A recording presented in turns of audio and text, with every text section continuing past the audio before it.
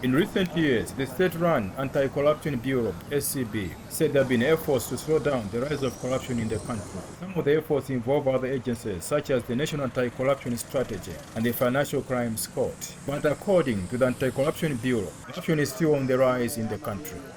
The corruption remains a huge problem in the country. That I think I cannot say that the fight against it is a lost cause. I acknowledge that it is causing much rampage and damage to the country and a lot of suffering. It's insulting the country, I think, generally. But there have been a lot of efforts as well. Between the years 2009 and 2012, I witnessed a major financial scandal, Cashgate. According to the ACB, about $356 million United States dollars was embezzled by junior public servants in collusion with politicians and businessmen at Capitol Hill, the seat of government. The scandal resulted in the suspension of aid to the Southern African nation by its development partners, affecting the delivery of social services to the country's citizens. And in an attempt to complement efforts of the law enforcement agencies, the SCB Director General told VOA that the Bureau is intensifying its efforts to recover assets acquired through illicit means. So now, because we've got a legal framework that can actually be used to get that back, we have put up a whole new team of investigators and lawyers whose job is largely focusing on asset recovery. During this year's Easter festivities, my Catholic bishops issued a hard-hitting pastoral letter, The Sad Story of Malawi, in which they denounced what they describe as the growing levels of corruption in government agencies and the collapsing standards of social amenities. Where we had hope that things could work out as per our expectations, it's not really coming out as we wish. Another thing is that the corruption cases take too long. In collective efforts by like-minded civil society organizations, such as the National Anti-Corruption Alliance, to advocate for change.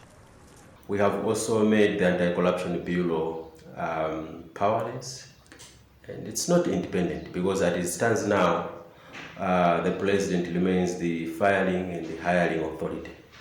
So the ACB is at the mercy of the presidency. The ACB is at the mercy of Treasury. Treasury can decide to stifle the operation of the ACB by not providing timely disbursement of resources. So these are some of the things that are fueling corruption.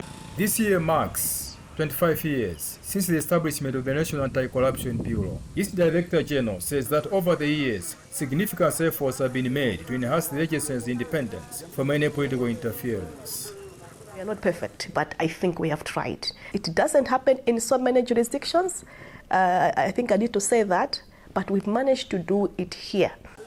The current administration rose to power in 2020 on a promise to fight corruption in the country. Therefore, Malawi government spokesperson and the Minister of Information and Digitalization, Moses Kunkuyu, dismisses assertions that corruption is still on the rise in the country. He told the VOA that the establishment of the Financial Crimes Court and implementation of the National Anti-Corruption Strategy are strong indicators of the government's zeal to slow down corruption levels. According to SCB records, since 1994, when the country had its first democratically elected government, all successive governments have been embroiled in corruption-related scandals. The World Bank says Malawi is the least developed and one of the poorest nations in the world. Jamal Prince, VOA News, Lilongwe.